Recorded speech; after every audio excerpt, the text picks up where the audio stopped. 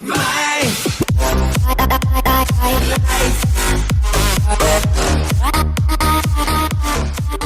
chào tất cả mọi người, cảm ơn mọi người đã quay trở lại với Toàn Khắc Vlog.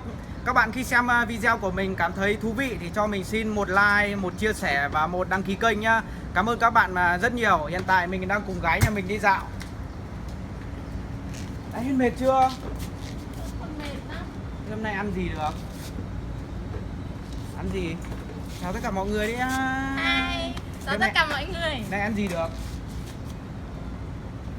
Em ăn cái gì nữa? Thế hôm nay nhá, hôm nay anh làm món bò bít tết cho em ăn cho đỡ khỏi ốm luôn nhá. Ok. Món đấy nghe cũng được. Cũng được, ăn là quá ngon lại còn gớm bậy đạt. Thế bây giờ các bạn đi theo chân mình nhá, để mình đi mua đồ và chuẩn bị đồ.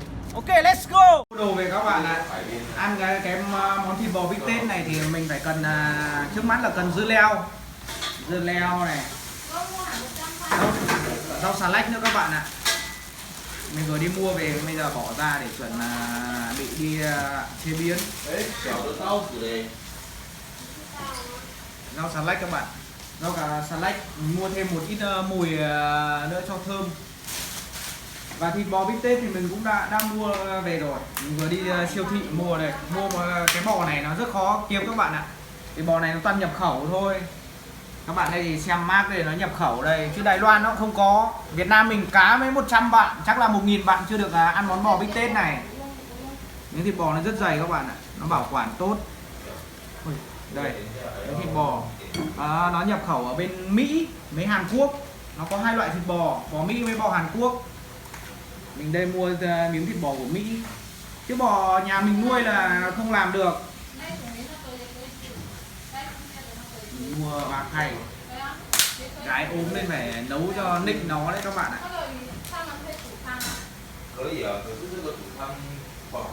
Bỏ ra đĩa, bây giờ mình sẽ đi làm một số gia vị để mình ướp thịt bò vào, xong mình mới rán. Các bạn theo dõi mình tiếp theo nhé. Hiện tại thì mình vừa cho chảo và làm đồ đây. Thịt bò này, thịt bò bên Đài các bạn làm thịt bò bít tết này không, các bạn không phải ướp cái gì cả. Ướp nó mất mùi vị của thịt bò đi. Như chúng ta ướp tỏi đấy, mất mùi vị. Bây giờ mình chỉ rán bằng bơ thôi. Như Việt Nam mình là mọi người ăn bò bít tết là thường hay rán bằng dầu. Nhưng mình đi ăn ở quán Đài Loan thì thấy người ta hay rán mấy chiên bằng bơ. Thì hôm nay mình mua bơ về chiên. Này mình cho bơ vào trong chảo nhé. Cho lửa nhỏ đi một tí. Bỏng các bạn ạ. Cho lửa nhỏ đi. Các bạn cho nhiều bơ không sao cả, nó đỡ cháy. Mùi bơ rất thơm, khi nó quyện với mùi thịt bò thì nó rất béo các bạn ạ. Tại người Việt Nam mình ăn cứ hay là phải cho dầu ăn, chiên cứ cho dầu ăn, ướp hành tỏi vào thì mùi vị nó hết đi. Giờ mình cho thịt bò vào các bạn nhé.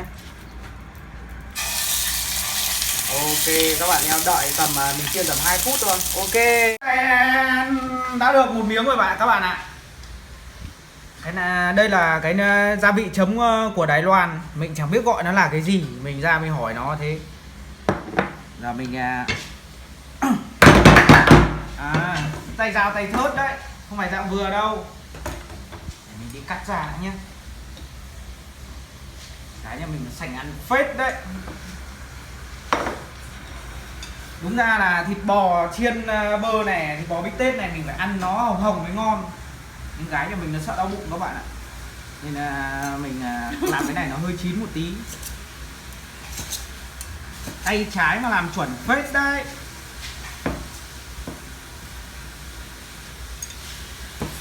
Làm chuẩn phết đây. Hấp dẫn chưa, đến lụa đây. Đi. Chấm vào gia vị này nhá.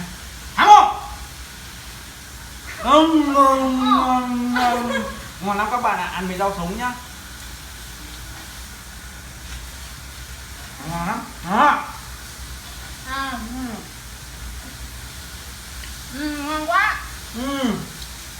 Mùi vị thơm ngon, béo các bạn ạ, mùi béo của bơ. Ăn với rau sống. Ăn rau sống ngon lắm. Đây là lão bản của tao à. Lão bản. Ủa chuyện cái gì chưa á, chưa khan à? Ủa chủ nó cả ở bú quây chủ à? 你吃看看煮好还没好啊？还有红红你可以吃。可以吃啊。哦，我发那个肚子饿，等一下。等一下拉肚子。慢慢吃啊，不要赶快吃啊，那么少。嗯。吃看看啊，你吃看看，可以吃那个菜。用手拿啊，快去干嘛要喽，